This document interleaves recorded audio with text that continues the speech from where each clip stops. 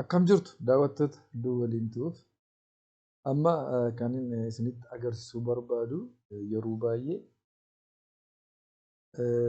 kompiitarri keessanii daataan keessa baay'atee yeroo inni itti isin rakkisu jiraachuu danda'a.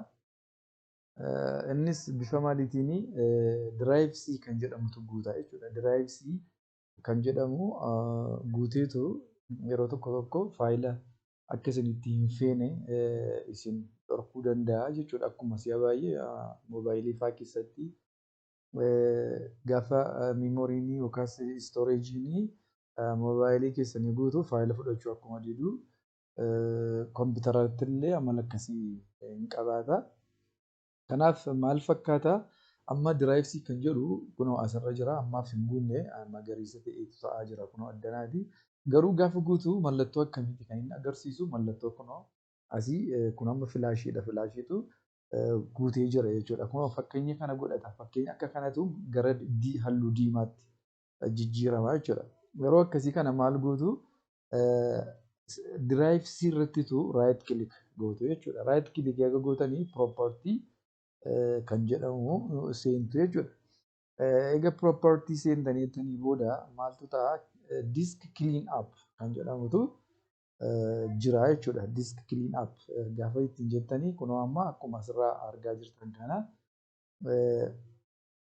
diskii kana kiliin godhee ispeesii isaa isinitti agarsiisa jechuudha. Firii gochuudhaaf amma ta'e ispeesii isaa firii godhachuu akkasiin dandeessanii fi karaa isaa amma tokko isin fayyaduu danda'a jechuudha. Kanaaf kuni bifa kanaatiin diraayiv C kiliin yookaas amma ta'e wantoota hin barbaachisne jechuudha. Amma kuni gara riisaayikil biinii fa'aatti illee isin keessaa yeroo kompiitara fayyadamtanii wantoota tokko tokko gaafa balleessitan eessatti keessa jechuudha? Riisaayikil biinii keessa jechuudha. Kanaaf amma gaafa kun xumuramee jedhu akkas kunoo asii maaltu dhufa? Booksiin kun jira jechuudha. Booksiin kun amma asii temporarii internet files jedha. Direct share kan jedhu jira. Warroota balleessuu barbaadan fakkeenyaaf amma asii yoo ilaaltanii riisaayikil biinii keessa meeqa jira jechuudha.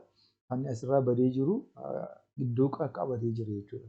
GB 12 qabxii 4 baay'ee iddoo guddaa qabatee jira jechuudha.